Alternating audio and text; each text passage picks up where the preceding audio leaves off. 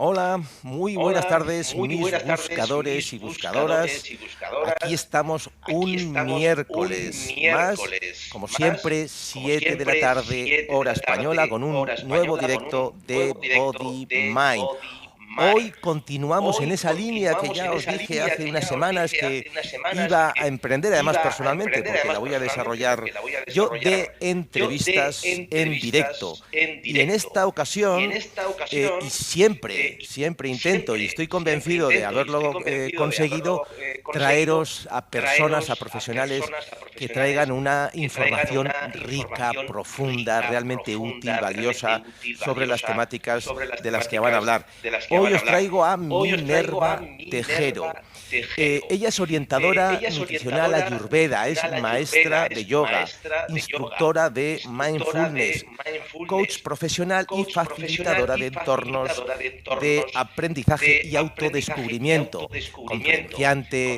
ofrece Conferenciante, trabajo en ofrece su consulta, trabajo en tiene su un consulta, proyecto tiene un propio proyecto online propio en online en www.minervatejero.com. Sí, www.minervatejero.com. Sí, participa en la participa plataforma en la Cuestiona y plataforma otro montón de Cuestiona cosas y que otro montón podéis de cosas que descubrir sobre podéis ella descubrir si sobre os ella acercáis. si os Nos acercáis. va a hablar hoy Nos va a sobre hablar hoy sobre Ayurveda, ¿sí? Ayurveda, Un ¿sí? campo que en Un la medida en campo que me he que en la acercado en las medida en que me he conversaciones con acercado en las ella, me conversaciones con apetece ella, un me montón, apetece tengo un montón, muchísimas tengo ganas de tener muchísimas esta ganas entrevista de con tener ella, esta creo que entrevista voy a con ella, aprender creo que mucho y voy a aprender espero mucho y que espero también que lo hagáis también vosotros, lo hagáis porque vosotros, ella es una porque ella es una apasionada de este tema y apasionada de este estoy tema y convencido de que os va a estoy convencido de que os transmitir va a esta transmitir esta pasión. Muy bien, nos vemos pasión. ahora Muy mismo bien, nos con... vemos.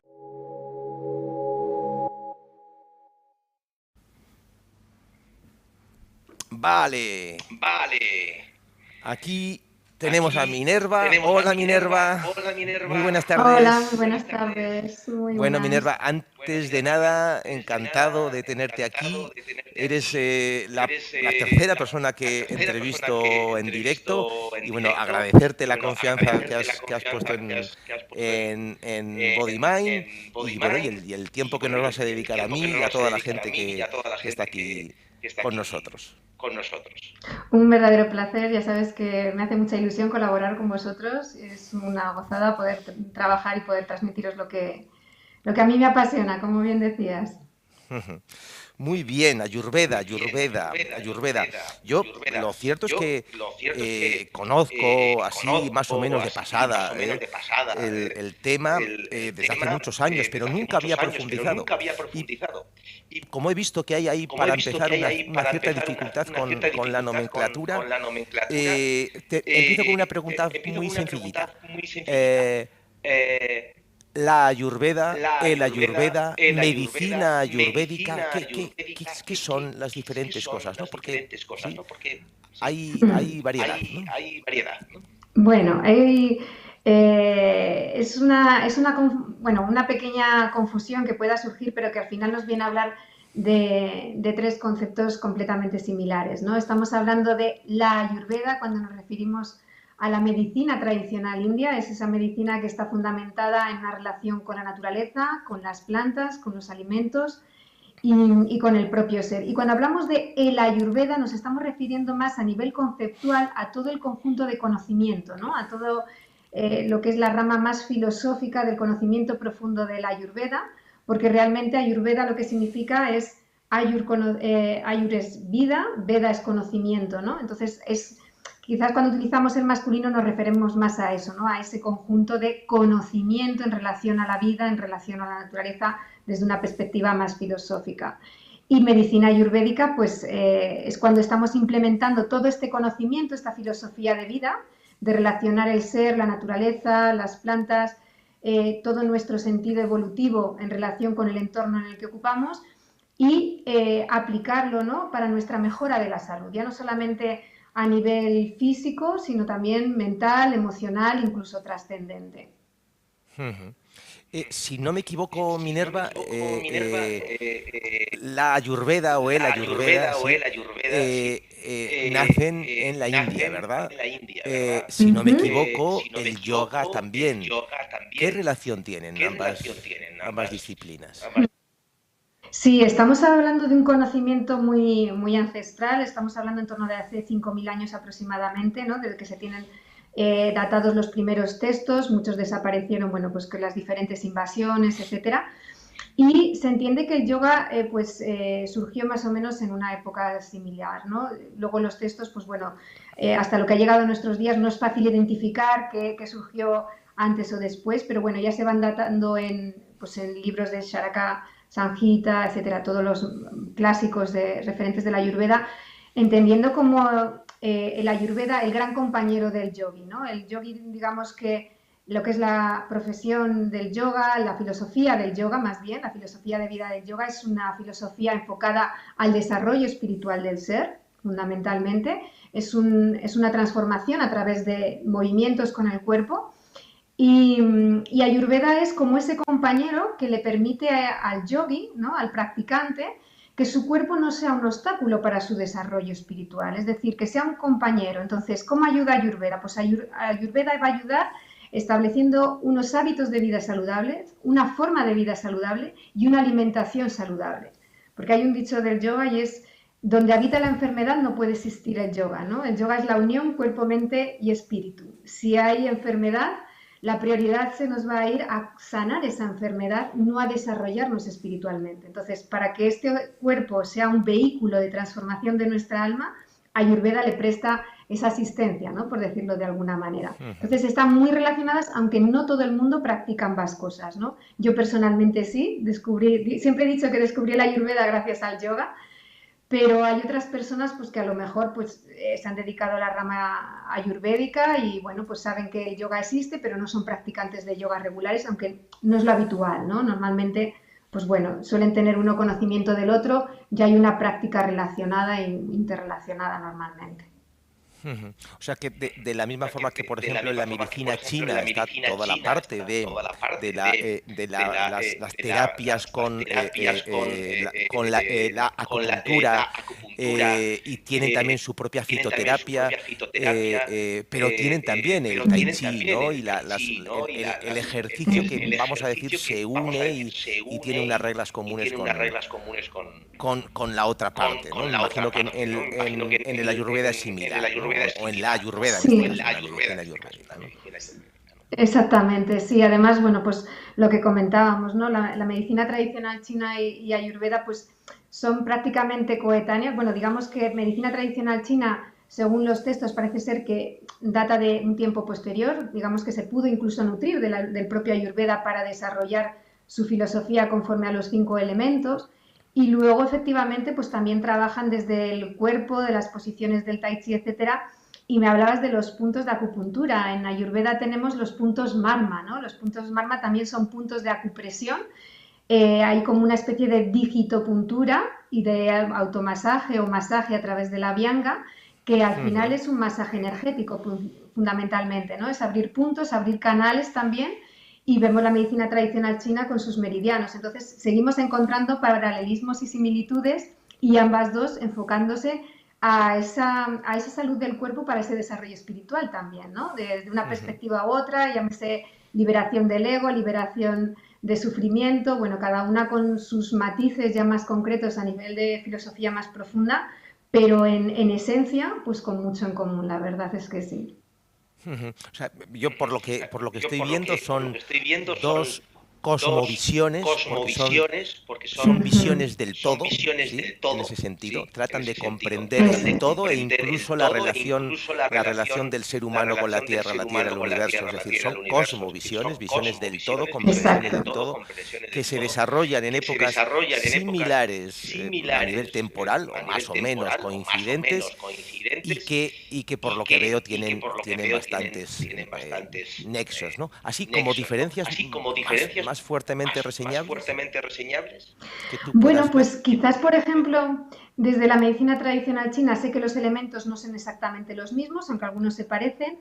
La filosofía de cómo funcionan elementos y órganos, aunque es más detallada en medicina tradicional china, sí que es verdad que tiene ciertas similitudes. También en Ayurveda hay coincidencias, pero por ejemplo, pues igual la medicina tradicional china pues se aboga más por un alimento que incluye la carne y el pescado, y Ayurveda pues digamos que no lo excluye, pero no lo prioriza tanto, ¿no? Entonces ahí en las formas de abordar quizás los tratamientos es donde observo yo quizás diferencias, ¿no? más más notables. Pero también yo creo que es una cuestión incluso cultural, ¿no? Porque, por ejemplo, hablamos de India y no hay tanta accesibilidad a carne y pescado como puede haber en China. Entonces, bueno, también tenemos que hacernos cargo de la situación cultural y coyuntural del momento a la hora de desarrollar las dos tendencias. En fin, son cuestiones curiosas a tener en cuenta, ¿no?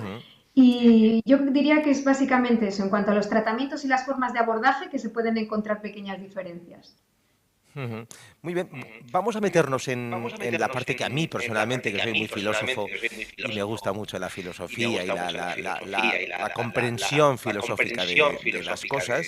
Por lo que hemos hablado antes, antes de empezar la entrevista, una de las cosas en las que también podríamos decir que se parecen a Ayurveda y la medicina china, tiene que ver con que en la medicina china una de sus grandes bases filosóficas es que tenemos el yin, el yang y la espiral del símbolo yin-yang, que es el flujo, que es el centro, que es el equilibrio, que es el que armoniza esas dos energías, ¿no? Y por lo que me has contado, Ayurveda, aunque la historia sí es distinta, parece que hay una similitud. Y háblanos de esas tres grandes fuerzas que sustentan toda la filosofía ayurvédica. Pues sí, cuando hablamos de Ayurveda estamos hablando a nivel filosófico conceptual, estamos hablando de que se fundamenta sobre todo en la existencia de tres grandes fuerzas, ¿no? Tres grandes estados de la energía completamente diferenciados, que podrían ser la energía más tamásica, la energía rayásica, la energía sátvica. Cuando hablamos de energía tamásica estamos hablando del concepto más cercano a la materia, lo más consistente, lo más estable, a veces oscuro, duro, tangible, ¿no? Cuando hablamos de la energía rayásica estamos hablando de una energía de transformación, de movimiento, de evolución. Cuando hablamos de la energía sátvica estamos hablando de un estado más cercano a la serenidad, a la paz, a la armonía, al equilibrio. Entonces, ¿qué es lo que sucede? Pues que estas tres fuerzas están en constante danza, en constante interrelación en todo lo que nos rodea y nos da lugar a todo lo que existe. Y a partir de ahí es que se genera la realidad que nosotros conocemos. Entonces, si nosotros observamos, por ejemplo, una planta, tenemos el momento semilla, ese estado más denso, más oscuro, que tiene que estar enterrado, libre de la luz, etcétera. Y hay una pujanza, hay como un instinto, ¿no? Algo que despierta esa semilla internamente que le hace aspirar a la luz, al conocimiento de la luz. En el momento que empieza a abrir la luz, abrirse hacia la luz, empieza a desarrollar su tallo, sus hojas, etcétera, y empieza a percibir toda la información del exterior, ¿no? Agua, luz, aire, movimiento, nutrientes. Y de ahí llega a su máxima expresión, ¿no? Que puede ser un fruto, que puede ser una flor, que puede ser el aroma de esa flor. Entonces, pasaríamos en una primera instancia de ese estado más raíz, el estado más tamásico, después un estado más rayásico, que es de transformación, y ese estado más sátvico, que es la máxima evolución que puede llegar a tener esa planta.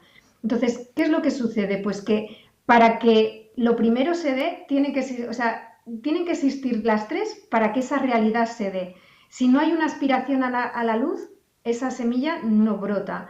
Si no hay una transformación, no se puede transformar lo sólido en ese fruto maravilloso, en ese aroma, en esa esencia. Es decir, ese constante movimiento existe para que todo se pueda dar. Y es lo que habita también en nosotros, ¿no? La diferencia entre nosotros y el resto de la vida es que en la vida, pues esto surge irremediablemente, todas las plantas pasan por ese proceso si nadie lo remedia, los animales también, y nosotros, al tener conciencia, podemos elegir en cuál de los tres estados queremos permanecer más, ¿no?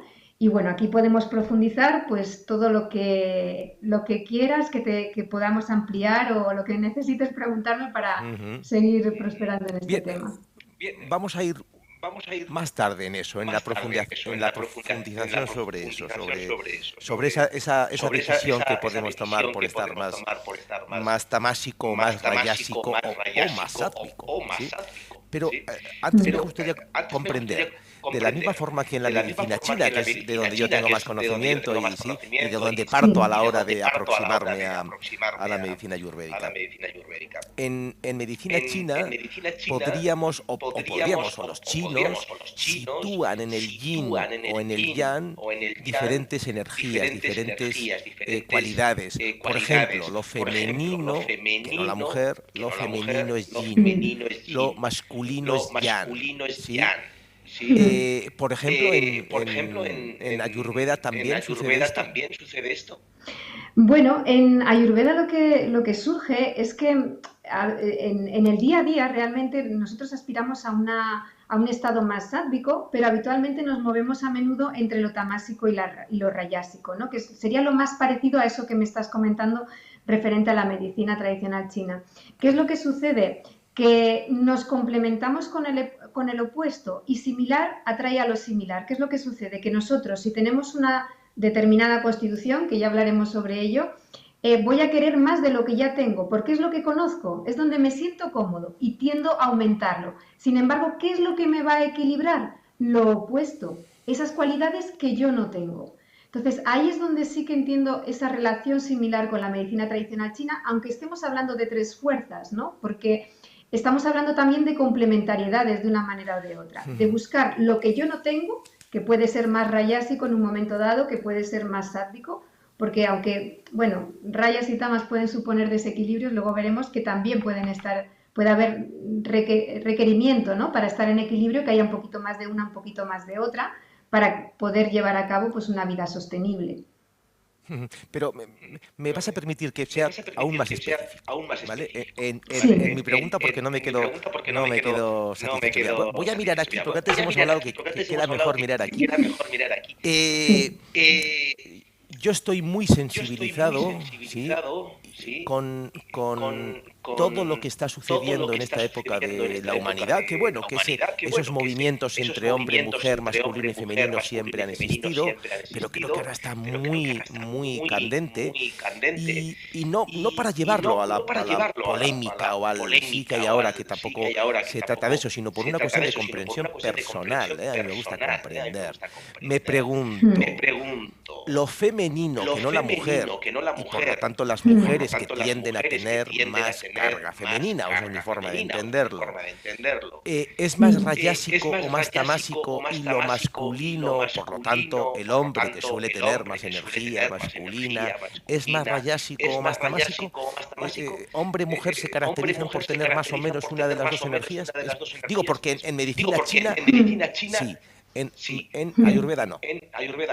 No, en Ayurveda no es desde esa perspectiva. Digamos que desde Ayurveda sí que hay una perspectiva de masculino y femenino, pero en las tres fuerzas. Es decir, puede haber dos de tamásicas, dos de rayásicos, dos de sádicos, ¿no? De hecho, las deidades, cuando nos referimos a las deidades indias, siempre hay una parte más masculina y una parte más femenina. Sí que es cierto que a nivel de deidades, por ejemplo, cuando hablamos de la filosofía india, la Shakti es como la chispa de la vida, ¿no? Es como lo que enciende, lo que mueve. Y lo más masculino es lo que existe desde siempre y lo que está. Entonces, a partir de que existe esa energía más femenina, más móvil, es que todo se empieza a movilizar. Por ahí quizás podrías encontrar una pequeña semejanza de más tamásico masculino, más rayásico femenino. Bueno, muy sutilmente, ¿no? Pero un poquito podría ser. Mi manera de comprender en ese sentido las cosas, claro, es que la energía masculina, insisto, yo diferencio siempre entre energía masculina y hombre, y entre energía femenina y mujer, son dos cosas distintas. La energía masculina tiene más que ver con las raíces y los tallos. Por eso todos los aceites esenciales que se extraen de raíces y tallos tienden a ser aceites, o sea, esencias, olores masculinos que se usan, de hecho, para perfumes de hombre. Todas las esencias que se sacan de flores, que es la parte creativa, la parte más cambiante, más móvil, ¿sí? más sutil, más compleja, lo masculino, el tallo es pura estabilidad, pura conservación, puro no cambio, ¿sí? Es más una energía yang, conservadora, ¿sí? Y yo ahí, ¿sí? Por eso me planteaba si esta idea de rayásico tamásico también podría ir ahí. Pero bueno, no voy a darle más vueltas a eso, que es puro gusto personal y vamos a seguir avanzando. Vale. En cuanto a alimentos, hábitos, sí, vamos a empezar por alimentos. ¿Qué alimentos podríamos colocar en energía tamásica y nos llevan a una energía tamásica? ¿Qué alimentos nos llevan a una energía más rayásica? Porque de eso se trata, ¿no? La alimentación nos mueve, ¿no? Sí, mira, para eso también importante, te detallo un poquito más, ¿no? En cuanto a esa parte más tamásica, nos estamos refiriendo a la parte más cercana a la materia, ¿no? ¿Cómo estoy yo cuando estoy en un estado tamásico? Pues estoy en un estado de pereza, a veces como de procrastinación, como que me cuesta ponerme en marcha y desde ahí me siento como separado de todo. Es como que tengo una identidad muy propia, me identifico mucho con mi propio cuerpo y a partir de ahí entiendo toda mi realidad, con lo cual estoy muy apegado al tener, al poseer. Si yo me entiendo separado de los demás, voy a tratar de abarcar todo lo que pueda para yo conservar mi seguridad. Entonces, ¿qué es lo que sucede? Todo tipo de alimentos que me fomenten ese estado de apego al cuerpo, que al final me hacen como engordar, ¿no? Porque lo vemos hasta físicamente, que aumenta nuestro propio cuerpo, van a ser alimentos eminentemente tamásicos.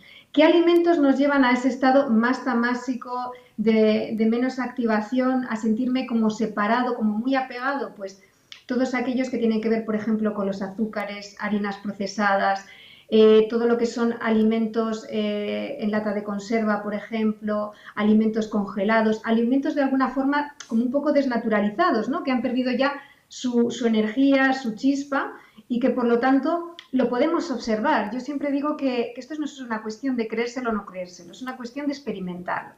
Y yo siempre invito a las personas a que echen un vistazo a su despensa y que elijan esos alimentos, ¿no?, en función de lo que sienten con ellos cuando los toman. Y si una persona se come pues, un bollo en un momento dado, pues a lo mejor no pasa nada. Pero si te tiras toda la tarde en el sofá consumiendo palomitas, consumiendo bollería, tu vida habitualmente es con comida precocinada porque no tienes otra cosa y comidas que sacas del congelador, lógicamente vas a observar que acabas perdiendo energía vital y por lo menos vas a cada vez estar más profundizando en ese estado tamásico, ¿no? Con menos ganas de hacer cosas, de tener creatividad, de tener chispa, de tener iniciativas.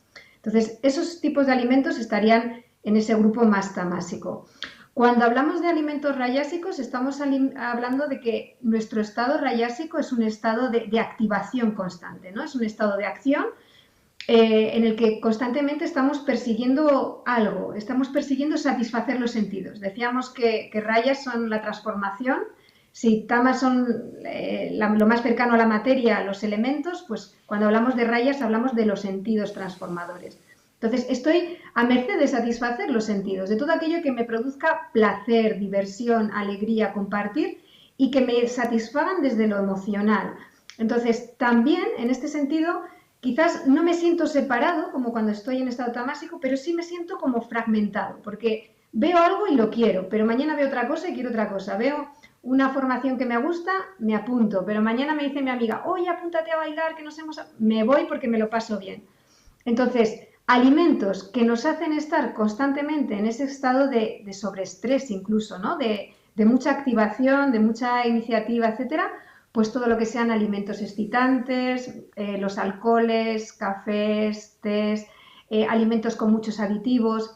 El azúcar es tamásico y es rayásico porque en un momento dado nos puede dejar aplanados y por otro lado pues nos da ese repunte, ¿no?, de glucosa para activarnos.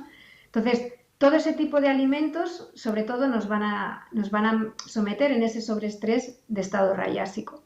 Y nos quedarían los alimentos más sádicos. ¿Cuál es el estado sádico? El estado sádico es esto yo creo que Íñigo hay alimentos intermedios, ¿no? son los, o sea, los tamásicos y los rayásicos son los que nos equilibran o nos desequilibran, y los sádvicos son los intermedios. Pero antes de que continúes, discúlpame, a Sí. alguien que es rayásico, ¿le vienen bien alimentos tamásicos? Para... En un momento dado, sí. Hablando de Vale. constituciones y equilibrando de manera saludable, que eso lo tendríamos que ver en más detalle, sí, eso puede suceder. De hecho, una persona que esté como muy tamásica, pues hombre, algo que un producto un poco picante que le saque de ese estado más tamásico, ¿no? Para llevarle a la acción le puede venir bien. O a una persona que está muy acelerada, pues oye, a lo mejor un alimento que le haga estar un poco más en su sitio le puede venir bien, pero siempre desde una perspectiva lo más saludable posible, ¿no? Y ahí es donde aparecen los alimentos sádvicos. En el alimento sádvico, cuando estoy en un estado sádvico, estoy en un estado de equilibrio, de paz, de serenidad, donde estoy completamente desapegado, tanto de la parte emocional como de la parte del cuerpo. Es ese estado de equilibrio, ¿no? De plenitud. Me siento en amor total porque no me apego a lo perecedero y no me apego a las emociones, ¿no? Entonces estoy en un estado de mayor ecuanimidad, es como una alegría pero más serena. Entonces, ¿qué alimentos me van a permitir estar más a menudo ahí? Pues alimentos sobre todo de origen natural, todo lo que sea natural, cuanto más ecológico mejor, con menos aditivos, todo aquello que de alguna forma recibe lo que no tenemos, que es la energía del sol. Cuanto más fácil podemos ver que en un alimento puede percibir la energía del sol, más cantidad de prana, como decimos en medicina tradicional china habláis del chi, en Ayurveda hablamos del prana, ¿no? Y cuanto mayor prana, mayor cantidad de esa serenidad, de ese estado más sádvico, más tranquilo, más equilibrado. Entonces hablamos de cereales, hablamos de las legumbres, hablamos incluso de productos lácteos de buena calidad, ¿no? Como puede ser el ghee, por ejemplo, los aceites, etcétera, ¿no? Que nos regeneran, que nos nutren y nos permiten estar en ese estado. De hecho, yo suelo decir que no hay niños hiperactivos, como solemos decir, sino niños sobrealimentados y mal alimentados, con un exceso de alimentación rayásica, ¿no? Entonces, con más alimento natural, no estarían los pobres niños que están entre ese estado más rayásico, hiperactivo, y ese estado más tamásico de niños con obesidad muy prematura, ¿no? Entonces, hacia esos alimentos más naturales, las frutas, las verduras, para poder equilibrarlos mejor. Esto me trae una pregunta. Claro, esos movimientos no son directos, es decir, según lo que tú cuentas, una alimentación sádvica directamente nos movería a ese lugar más sereno y más, ¿sí? Sin embargo, en general, una persona, entre comillas, adicta, y digo entre comillas porque todo el mundo entiende que uno puede ser adicto al café, o uno puede entender que se pueda ser adicto al alcohol, ¿sí? Porque tienen una droga específica y bla, bla, bla. Pero el chocolate genera adicción, el azúcar genera adicción, el pan genera adicción, los alimentos grasos, fritos, la sal, todo lo que estimula mucho nuestro cerebro y genera adicción. Es decir, cuando comemos de una forma es porque tenemos una adicción. Todo nuestro ser está metido en un patrón, sí, que luego hablaremos de las constituciones y demás, ¿no? Es decir, yo estoy siempre comiendo alimentos rayásicos, ¿no?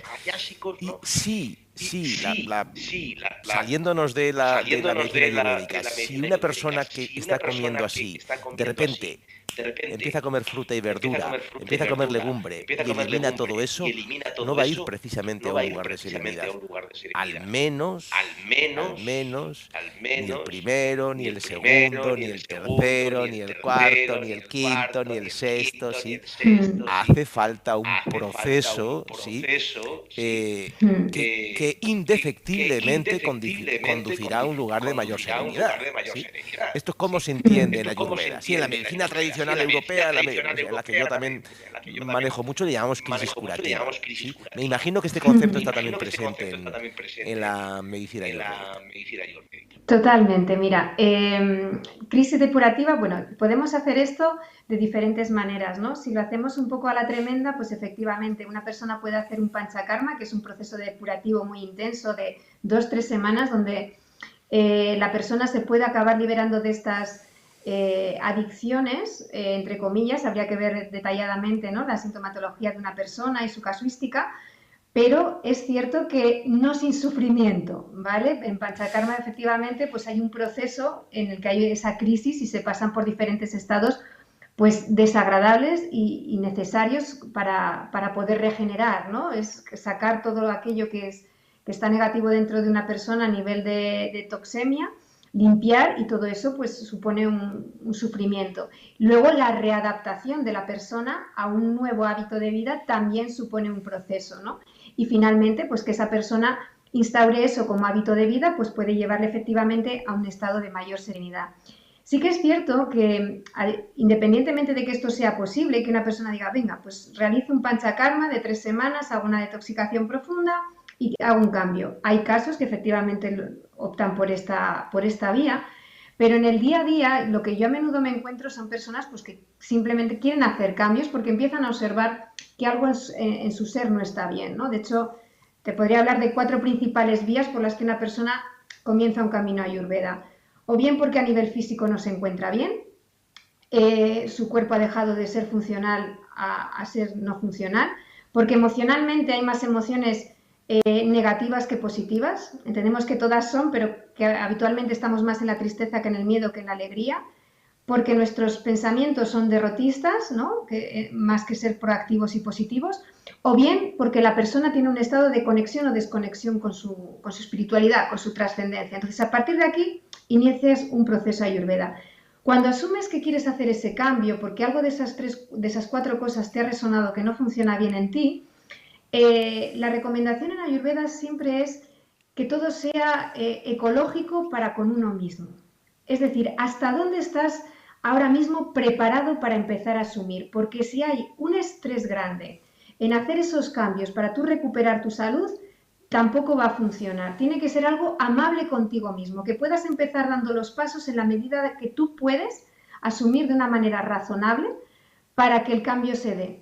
Y tú, a medida que vayas implementando esos cambios, ir asumiendo más y más compromiso, ¿no? Entonces, precisamente para todo esto es verdad que no solamente se abordaría desde una perspectiva de alimentación, sino también de un trabajo pues, con el cuerpo, como hablábamos, por ejemplo, del yoga, con la meditación, con un trabajo de acompañamiento, ¿no? A nivel también de ese trabajo personal y transpersonal que la persona puede realizar para hacer la transformación completa. Cómo me gusta coincidir ahí, ¿no?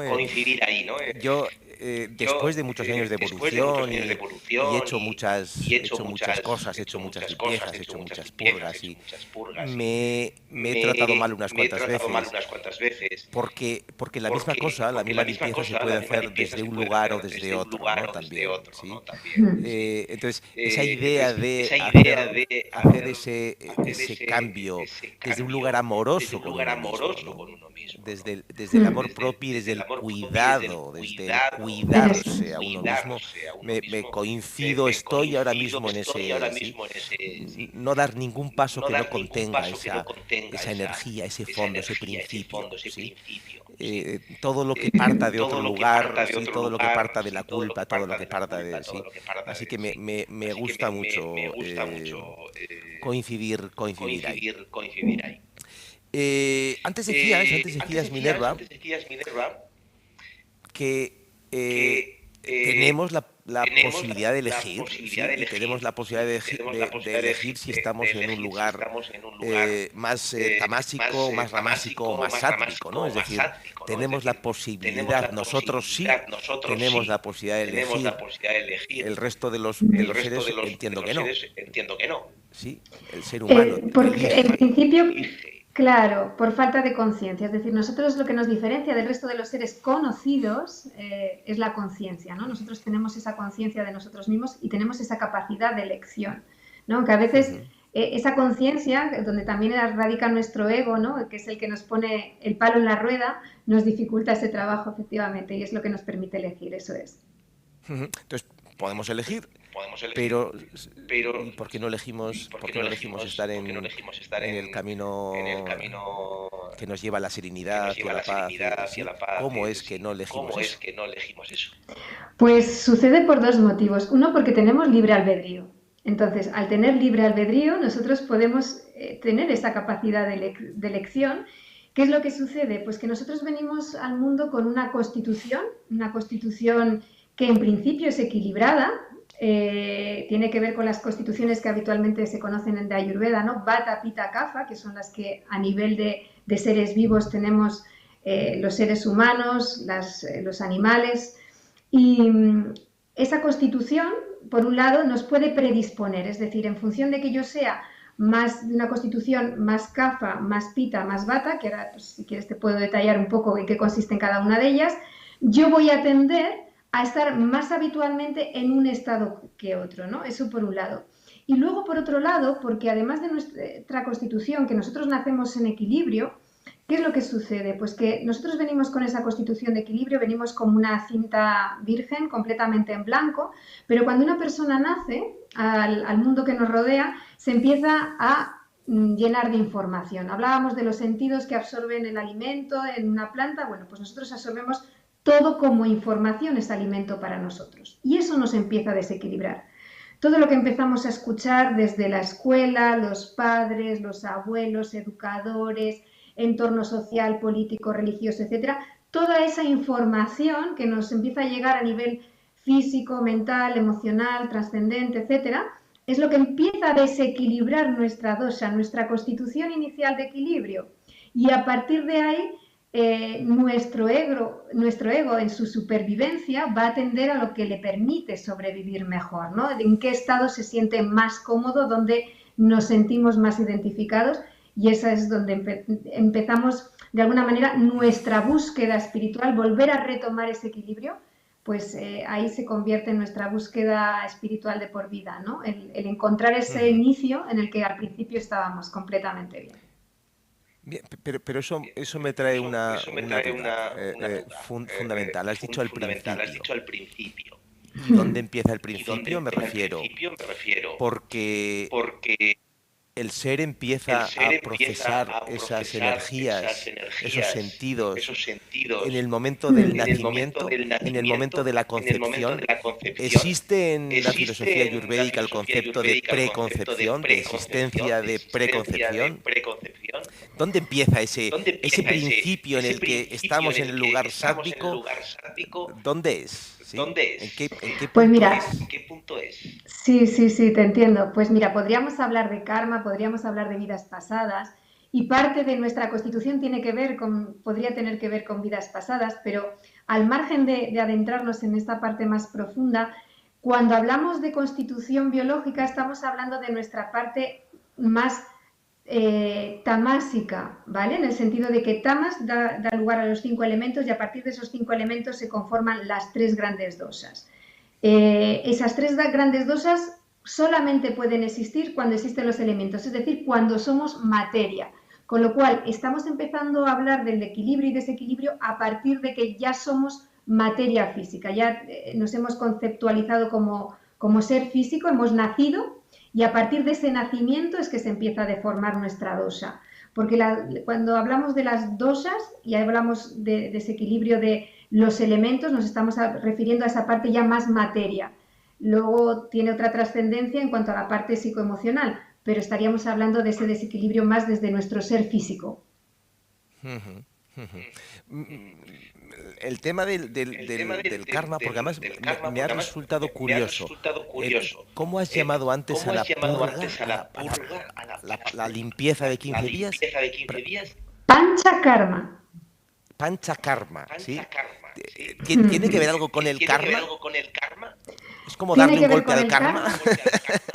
Bueno, sí, de hecho, claro, de alguna manera es lo que cargamos, ¿no? El karma, claro, desde el sánscrito también tiene que ver con lo que cargamos. De alguna forma, nuestro karma es nuestro cuerpo físico. Y cuando estamos hablando de panchakarma, estamos hablando de esa limpieza de nuestro cuerpo físico, ¿no? Lo que pasa es que nuestro cuerpo físico, digamos que de alguna manera también guarda memorias que no sabemos de qué vidas pueden llegar a ser, ¿no? Ahí sería, bueno, podríamos entrar en todo un debate y en todo un programa, ¿no? Porque tiene mucha derivación. Pero de alguna forma, por ejemplo, cuando hablamos del yoga, cuando una persona empieza a practicar yoga, y al principio, pues bueno, va todo bien, y más adelante empiezan a surgir dolores, dolencias por todas partes, lesiones acumuladas. Eso desde esta perspectiva se aborda como sanskaras. Los sanskaras es como una información que se empieza a liberar cuando uno empieza a hacer yoga. ¿De dónde viene esa información? ¿De dónde vienen esas, como diría, como quistes emocionales que están en partes del cuerpo que se empiezan a liberar, y cuando eso se libera la persona empieza a trabajar algo, empieza a tomar conciencia de ese dolor y empieza a ser responsable de ese dolor, y ahora también podemos hablar de eso, y a partir de ahí empieza a resolver algo. Entonces, ¿de dónde vienen esas caras, esa información prescrita? ¿Viene de nuestros antepasados? ¿Viene de vidas pasadas? Bueno, pues ahí podríamos tener mucho de qué hablar. Me voy a apuntar lo de responsabilidad del dolor para preguntártelo luego y que no se me olvide, porque es un concepto que me resulta muy interesante. Pero aunque seguramente entonces te voy a invitar otro día a una entrevista específica para este tema del karma y las vidas pasadas, porque es un campo en el que yo me he movido muy poco, pero que me llama, ¿no? Pero sí que te pediría una pincelada sobre ese tema. ¿Qué es el karma? ¿Qué es eso del karma? Cuando yo te lo voy a contar tal cual lo vivo yo desde esta perspectiva más ayurvédica, ¿no? Y quizás Ayurveda desde esa parte más científica y menos esotérica. Cuando hablamos del karma, básicamente lo que estamos hablando es de que aquello que tú haces, allí donde pones tu energía, tu forma de transmitir, es con lo que vas a resonar. Entonces, si tú, por ejemplo, a lo largo de tu vida vas llevando a cabo acciones inadecuadas, esas acciones inadecuadas tarde o temprano se te van a poner delante para que puedas aprender de ellas y te van a situar en un lado contrario. Yo siempre digo a mis alumnos que no necesitamos saber cuántas vidas hemos tenido, si en esta ya hemos tenido muchísimas. O sea, solamente con vivir en esta ya nos es suficiente. Entonces, todo aquello que te va sucediendo en la vida, de lo que no eres capaz de aprender porque sigues tropezando una y otra vez en la misma piedra, de alguna forma se te va a seguir presentando, porque digamos que la vida en sí es como un proceso depurativo, ¿no? Desde que venimos, y todo lo que vamos a ir encontrándonos son oportunidades de aprendizaje para nosotros mejorar. Se supone que si nosotros vamos mejorando a lo largo de esta vida y vamos aprendiendo, teóricamente en próximas vidas pues no se nos va a repetir. Digo teóricamente por lo que te comento, ¿no? A mí si me preguntas si creo en la reencarnación o en las otras vidas, como diría Ramiro Calle, no lo sé. No tengo experiencia, no tengo información para poder demarcarme, ¿no? Pero sí que creo en esa parte, ¿no? En esa parte de aquello que no aprendes se te va a presentar para que tengas oportunidades de aprender y mejorar. Y una vez que lo has resuelto, y eso también lo he vivido mucho en la parte física, cuando aprendes del dolor, aprendes de la dolencia y aprendes de la enfermedad, no se te vuelve a presentar, ¿no? Pero para eso hay que ponerle conciencia, porque si no, no es sanación. Esa es la palabra mágica. Sí, porque has dicho una frase muy típica, ¿no? Del ser humano que se golpea más de una vez con la misma piedra. Entonces, me ha venido a la cabeza una frase que me enseñó una buena maestra, que decía: el ser humano es el único animal capaz de darse tres veces con la misma piedra. Pero además, solo cuentan las que se da cuenta. Es decir, si no hay conciencia, no es que se puede dar tres, se puede dar 3 millones, y si existen otras vidas se dará otras 3 millones en la siguiente y en la siguiente. Y lo único que puede sacarnos de ahí es la conciencia. ¿Sí? Exactamente. Es lo que me traía. ¿Sí? La conciencia como un concepto muy profundo. ¿Sí? Eso Y es. esto se liga con esa idea que has dicho antes, ¿no? La responsabilidad, responsabilizarse del dolor, responsabilizarse de la enfermedad. ¿Qué entiendes tú, Minerva, desde tu conocimiento y desde la medicina ayurvédica? ¿Qué entiendes por responsabilizarse de la enfermedad? Mira, si volvemos, por ejemplo, al tema de las 3 grandes gunas, ¿no? Cuando una persona está en un estado tamásico, la forma de vivir la enfermedad es a través de todo me duele, todo me duele, todo me duele, y estoy buscando, bueno, pues a ver si me pueden resolver y alguien que me cure y que me quite el dolor, porque a mí lo que me chilla es el cuerpo, ¿no? Una persona en un estado rayásico es una persona que está tan activo, está tan presente en su acción, en su accionar, en su satisfacer los sentidos, que ni siquiera se da cuenta de que el cuerpo le duele. Entonces, la enfermedad, ¿cuándo aparece en un estado extremadamente rayásico? Cuando la persona para. Cuando la persona para, esto que dicen de, ay, pues justo ahora que me voy de vacaciones es cuando me pasa esto. Pues tiene que ver con que es el momento en el que uno está preparado para escuchar el cuerpo y el cuerpo le habla. Entonces, cuando estamos en un estado de más serenidad, en un estado más sádvico, ahí estoy más desapegado de todo esto, de cuerpo y de emociones, y lo que estoy es abierto a aprender. Entonces, desde ese estado, una persona está dispuesta a aprender. ¿Qué significa aprender de la enfermedad o aprender de la dolencia? Tal y como yo lo vivo, yo, bueno, pues como coach profesional teníamos un maestro que nos decía la responsabilidad es la habilidad para dar respuesta, ¿no? Pues cuando tenemos una dolencia, un desequilibrio, nosotros por supuesto no somos culpables de lo que nos pasa. Yo creo que eso también es importante porque hay veces que a las personas que somos muy positivas, ¿no? Como que se nos confunden y nos dicen, no, es que dicen que somos culpables de tener un cáncer. No, en absoluto. Una persona no es culpable de tener una enfermedad, jamás, ¿no? Si tiene una enfermedad, pues la tiene por desconocimiento, por ignorancia, pero no la tiene por ser culpable de sus hábitos o de lo que haya hecho. Si hubiese sabido hacerlo mejor, no lo habría hecho, ¿no? Entonces, lo que sí que tenemos es habilidad para dar respuesta. ¿Qué habilidad podemos utilizar para dar respuesta? Pues si la dolencia y el desequilibrio lo requieren, pues vamos a ponerle un remedio de urgencia, ¿no? Si puede ser una operación, puede ser una medicina alopática en un momento dado, ¿no? Si en India, por ejemplo, tienes un problema con una bacteria, con un virus, te van a poner un antibiótico, ¿vale? Y luego ya veremos un tratamiento más a medio largo plazo, como puede ser las plantas o lo que sea. Entonces, vamos a ponerle remedio, pero vamos a ponerle conciencia para aprender qué es lo que ha sucedido con mi cuerpo. Porque si yo no soy consciente de cómo estaba mi cuerpo en el momento en que me vino la dolencia, qué he hecho yo desde mi conocimiento y desde mis hábitos para que mi cuerpo esté de esa determinada manera. Si yo no pongo atención a eso, esa dolencia se volverá a repetir, ese desequilibrio se podrá hacer mucho más profundo. Entonces, remedio sí, pero aprendiendo mientras le pongo remedio. Yo, de hecho, por ejemplo, yo conocí la Ayurveda gracias a una artritis reumatoide que contraje en India. Sé que gran parte del proceso de mi resolución, además de la Ayurveda y el del tema alimentario, fue el trabajo de meditación profunda que estuve realizando, ¿no? El explorar dentro de mí cómo estaba mi cuerpo cuando estaba en India, cómo estaba mi mente, cómo estaba yo, mis sensaciones, mis sentimientos, mi vida en aquel momento. Entonces, cuando empiezas a reparar eso y empiezas a tomar esa conciencia, ya te haces responsable. Y luego, por supuesto, tratas el cuerpo, lo cuidas, lo mimas, lo amas, porque, oye, pues has sido responsable de esa parte que ha sucedido, tienes miles de millones de células que están dispuestas a dar la vida por ti y tú las has maltratado un poquillo y a partir de ahí, pues bueno, caminar, ¿no?, hacia una nueva forma de estar en el mundo.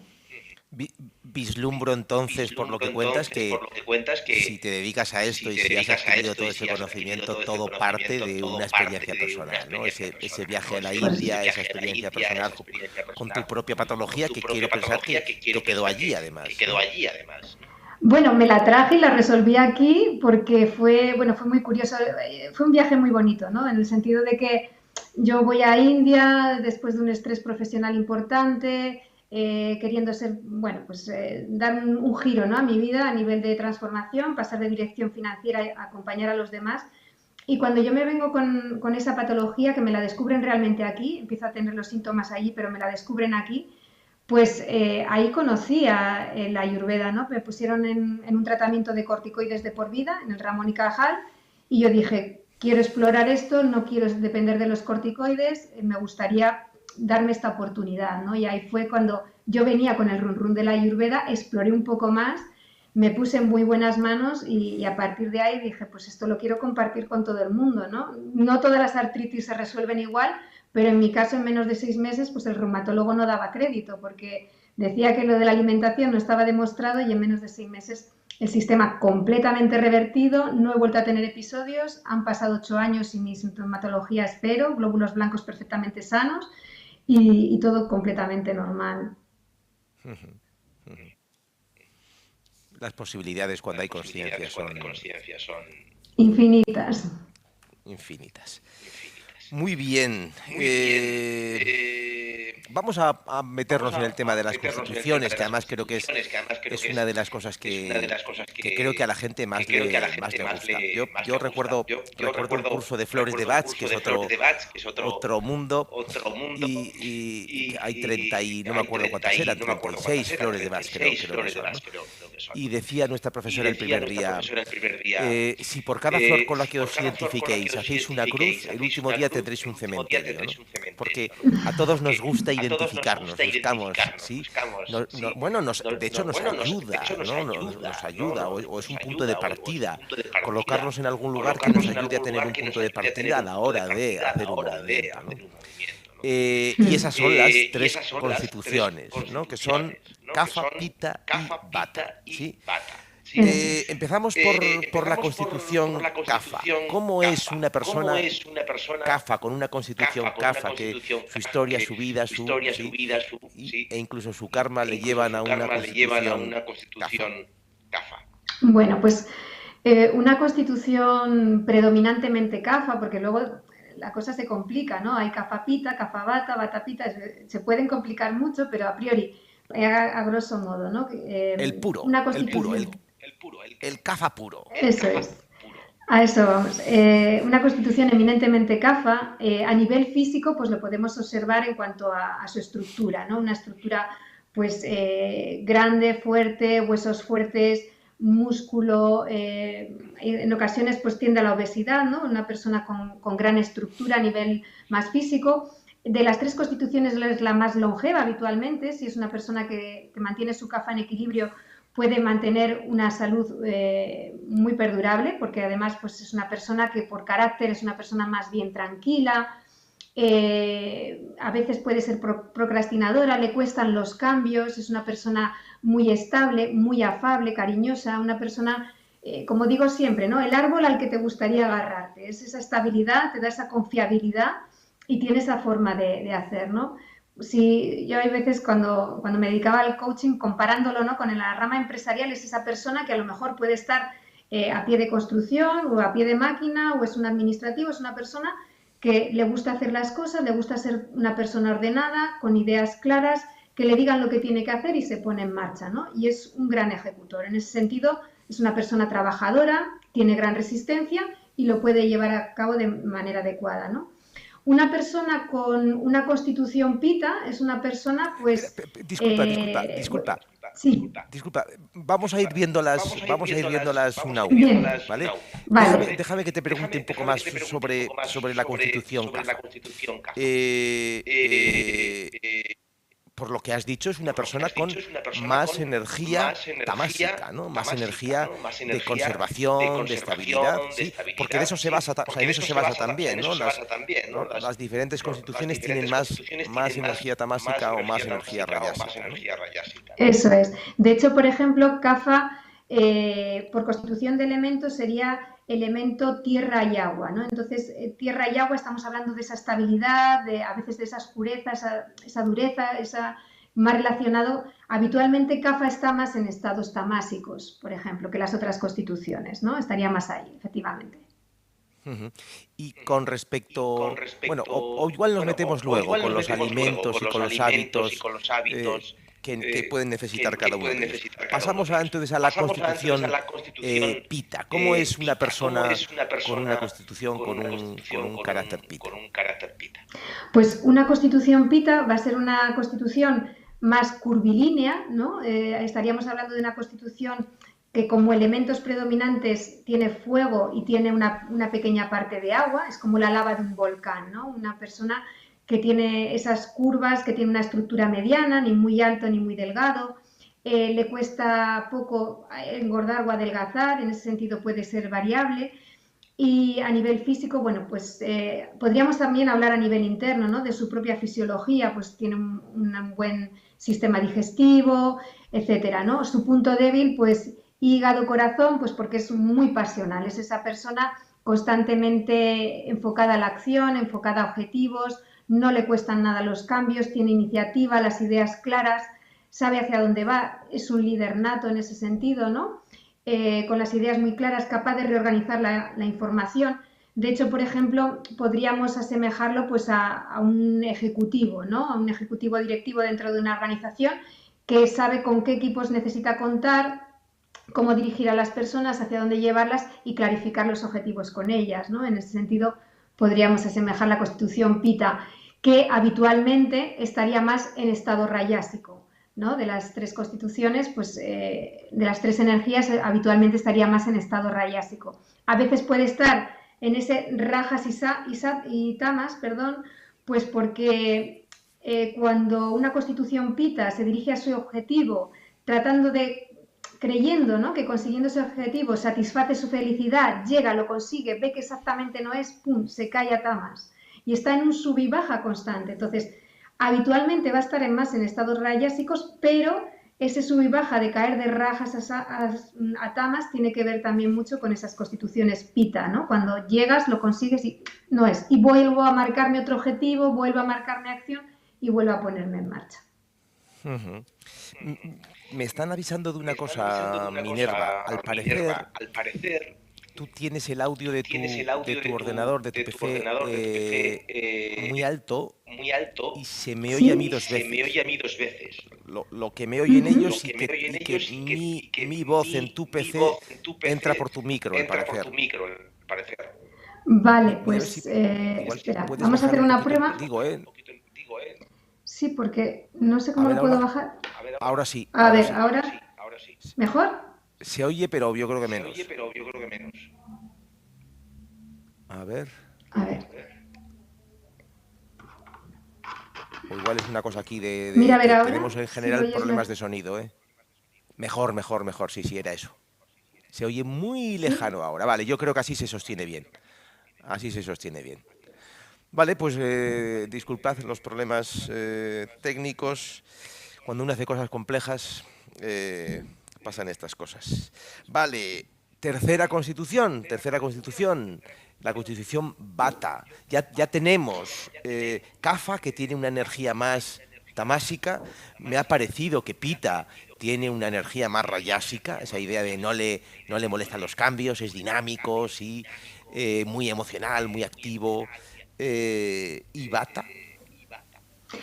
Pues Vata es una constitución eminentemente constituida por aire y éter y por lo tanto es la más etérica de las tres, la más cercana a la parte espiritual por un lado. A nivel físico, pues una persona habitualmente delgada, digamos que como esta es la que está más cercana al estado sádvico, es como que necesita menos el cuerpo para trascender, ¿no? Entonces no se preocupa mucho del cuerpo, está más en el mundo de las ideas, de la imaginación, tienen una actitud eminentemente visionaria, creativa, imaginativa, muy conectados, ¿no?, a nivel de espiritual, con sensaciones sutiles, etcétera.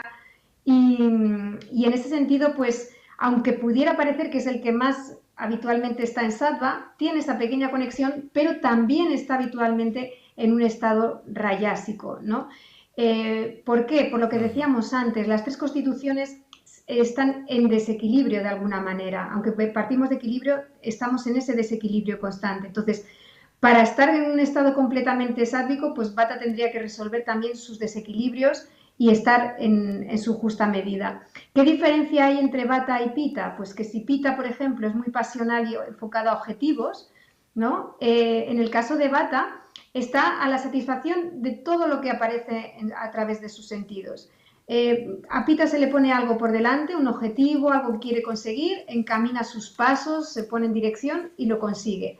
Vata empieza en ese mismo camino, pero de repente le aparece algo más interesante y ¡uy!, me voy por aquí. Veo otra cosa que me resulta más interesante, sí, esto estaba muy bien, pero ahora me voy hacia ese otro lado, ¿no? Y empiezo otra iniciativa. Y Vata es como esa apertura de creatividad constante y nada les termina de satisfacer del todo. Por eso también igualmente pues va llenando su vida de rayas y tamas, ¿no?, de esos momentos de euforia, voy, me acerco, me transformo, y cuando veo que no es, me decaigo un poco hasta que empieza a aparecer otro estímulo diferente hacia el cual me dirijo, ¿no?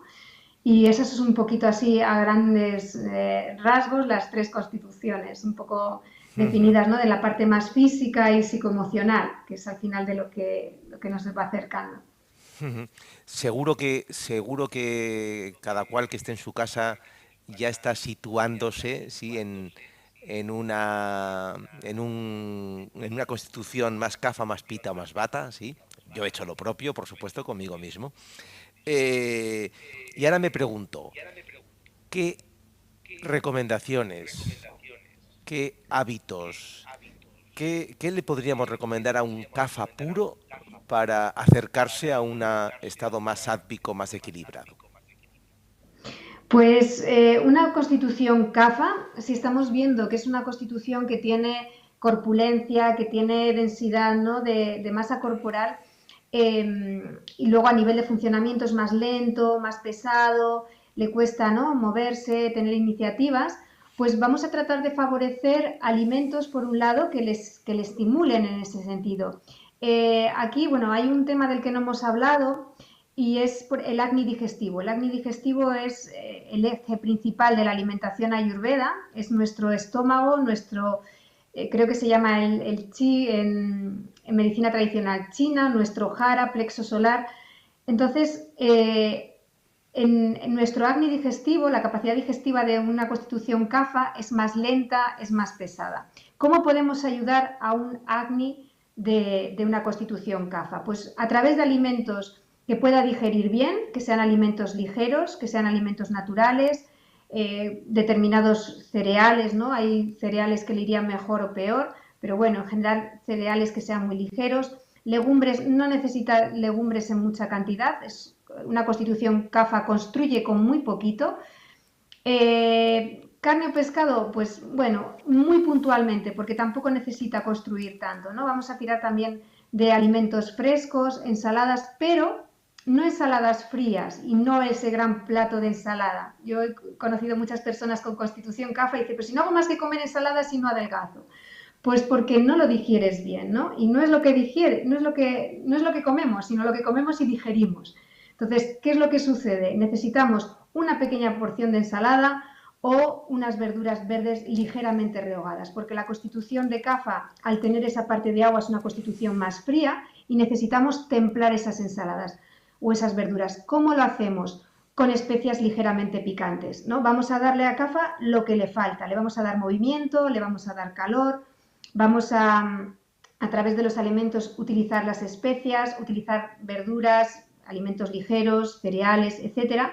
Y luego, a nivel de hábitos, vamos a hacer recomendaciones pues enfocadas a que se mueva, ¿no? A que tenga una actividad física moderada, porque además tiene gran resistencia, con lo cual lo puede hacer, y de moderada pues a un poco más dinámica o incluso aeróbica, ¿no? Porque de alguna forma también la constitución de CAFA estaría relacionada con un metabolismo más bien lento. Entonces vamos a activar su mecanismo pues a través de diferentes iniciativas y sobre todo propuestas que le ayuden a salir de su estado de pereza, de cuerpo, de estancamiento, ¿no? Vamos a hacerle invitaciones y propuestas que le resulten atractivas, que le resulten interesantes para salir un poco de ese estado. Dinamizar su energía, ¿no?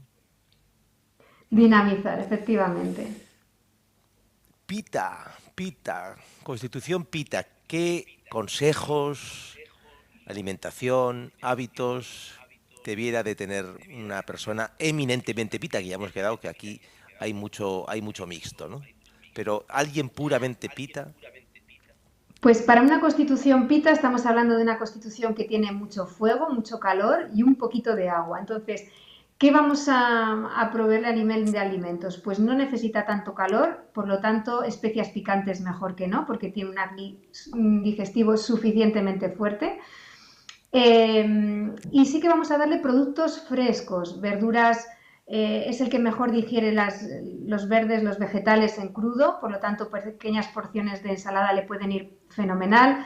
Los alimentos dulces que tienen esa cantidad de tierra, de agua que a veces le puede faltar a una constitución pita, también esa constitución un poquito, esos alimentos dulces también un poco que le dan friura y que le pueden permitir mejorar su constitución, pues como pueden ser los mangos, como pueden ser las papayas, por ejemplo.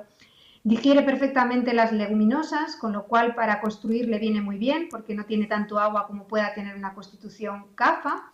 Cereales también puede comer una gran variedad.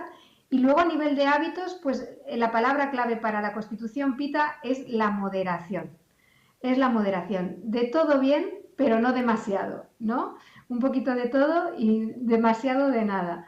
Porque parte de su eje, ¿no? De su caballo de batalla tiene que ver precisamente con eso, ¿no? Con entregarse apasionadamente, obsesivamente a algo. Entonces hay moderación y regularidad un poco en sus hábitos, etcétera. Estímulos, porque sí que necesita ese incentivo, ¿no? Le gusta el tener algo en mente. De hecho, incluso a la hora de cocinar los platos, pues que sean vistosos, que sean alegres, que sean coloridos. Si no, Pitta se aburre y Pitta necesita color, necesita esa alegría, ¿no? También.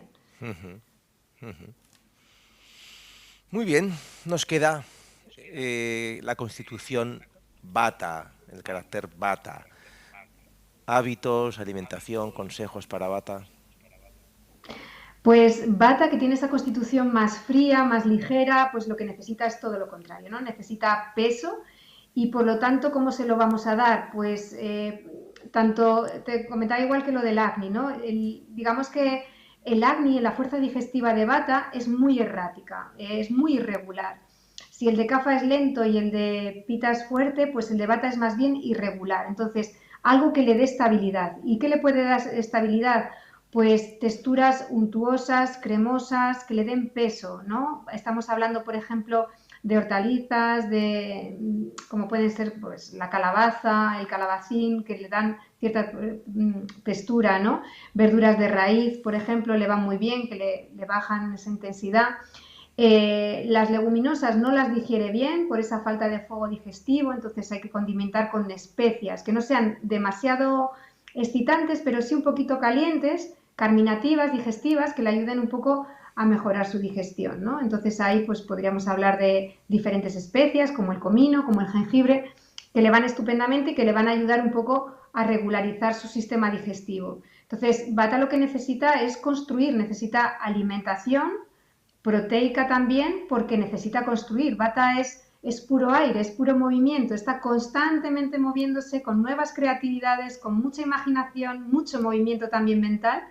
Entonces necesita algo que le apacigüe. Si a Vata le acompañamos además de iniciativas, de viajes, etcétera, pues eso no calma a Vata, ¿no? Necesitamos, tanto a través de los alimentos como a nivel de los hábitos, bajar esa intensidad de movimiento, que esté más tranquilo, más apaciguado, serenidad, meditación, paseos y estar en el cuerpo, ¿no? Hacer una actividad de práctica de ejercicio moderada, un yoga suave, que le permita estar en el cuerpo, ¿no? Porque si no, Vata se va al mundo de las ideas y desaparece. Muy bien, pues ¿hay algo más, Minerva, que te gustaría contarnos? Yo tengo mi entrevista más o menos cerrada, pero si hay algo con lo que te gustaría cerrar y redondear, antes de pasar a las preguntas, porque vamos a dar la oportunidad que si queréis ya, por cierto, podéis los que estéis al otro lado, si alguien tiene preguntas que hacer, es el momento.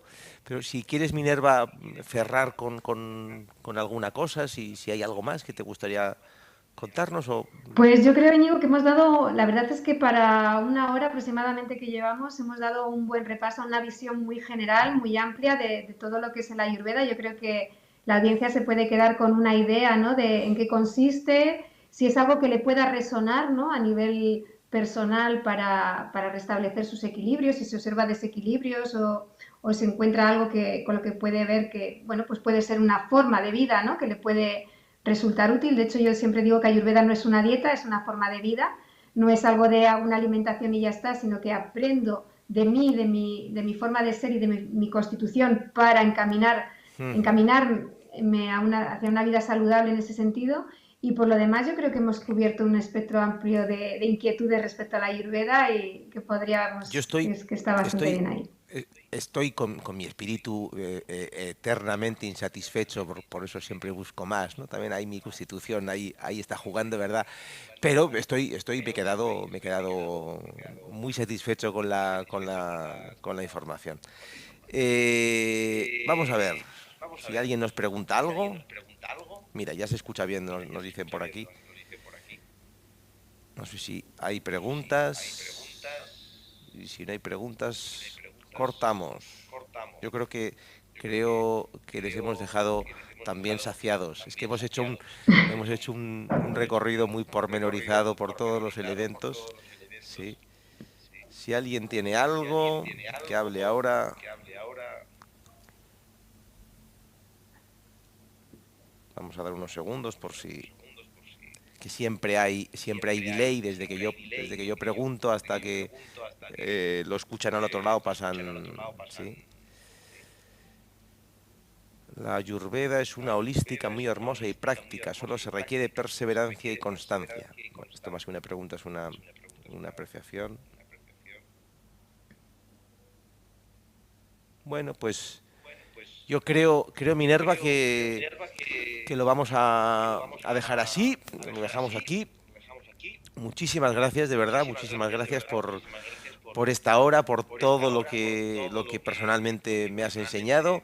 Espero que también a los que estáis al otro lado también hayáis aprendido un montón de cosas. Seguro, Minerva, que te volveré a llamar. No sé si cómo lo ves, y nos metemos en esos campos un poco más profundos y complejos de las otras vidas, ¿verdad? Son temas espinosos en el mundo de hoy, pero sin embargo para mí son temas bonitos a explorar. Y bueno, sin más, a todos los que estáis ahí, agradeceros estar aquí. Ya sabéis que todo esto es posible porque hay alguien al otro lado escuchando y dispuesto a recibir lo que hoy Minerva Tejero tenía para entregaros. Muchas gracias y nos vemos el próximo miércoles. Chao, chao. Muchas gracias.